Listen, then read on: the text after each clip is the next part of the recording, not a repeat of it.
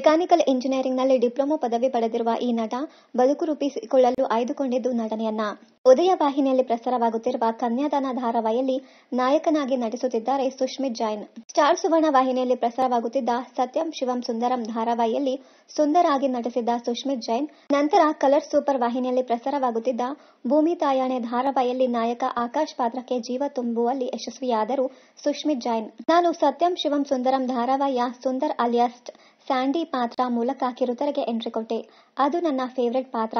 ನಾನಿಂದು ನಟನೆಯಲ್ಲಿ ಗುರುತಿಸಿಕೊಂಡಿದ್ದೇನೆ ಎಂದರೆ ಅದಕ್ಕೆ ಸ್ಯಾಂಡಿ ಪಾತ್ರವೇ ಕಾರಣ ಎಂದು ಮಾಧ್ಯಮದ ಜೊತೆ ಸುಶ್ಮಿತ್ ಜೈನ್ ತಿಳಿಸಿದ್ದಾರೆ. ಮೊದಲ ಧಾರಾವಾಹಿಯಲ್ಲಿ ಪೋಷಕ ಪಾತ್ರದಲ್ಲಿ ನಟಿಸಿದ್ದ ಸುಶ್ಮಿತ್, ಭೂಮಿ ತಾಯಣೆ ಧಾರಾವಾಹಿಯ ಮೂಲಕ ನಾಯಕನಾಗಿ ಬಡ್ತಿ ಪಡೆದರು. ನಂತರ ಮನಸ್ಸೆಲ್ಲ ನೀನೆ ಧಾರಾವಾಹಿಯಲ್ಲಿ ನಾನು ಖಳನಾಯಕನಾಗಿ ನಟಿಸಿದೆ.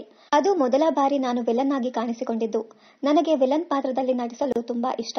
ಹೀರೋಗೆ ವಿರುದ್ಧವಾದ ಪಾತ್ರವದು.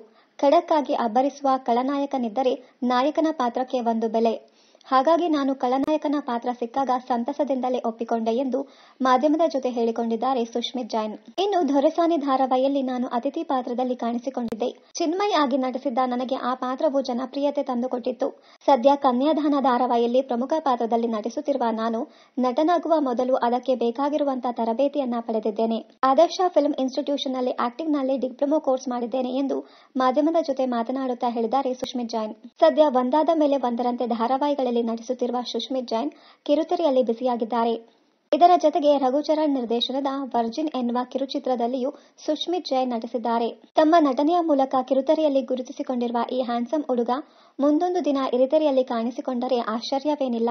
ಇನ್ನಷ್ಟು ಕನ್ನಡ ಧಾರಾವಾಹಿ, ಸಿನಿಮಾ ಹಾಗೂ Bigg Boss Kannada season 10 daily ಅಪ್ಡೇಟ್ಸ್ಗಾಗಿ ಚಾನೆಲ್ ಅನ್ನು ಸಬ್ಸ್ಕ್ರೈಬ್ ಮಾಡಿ. Thank you.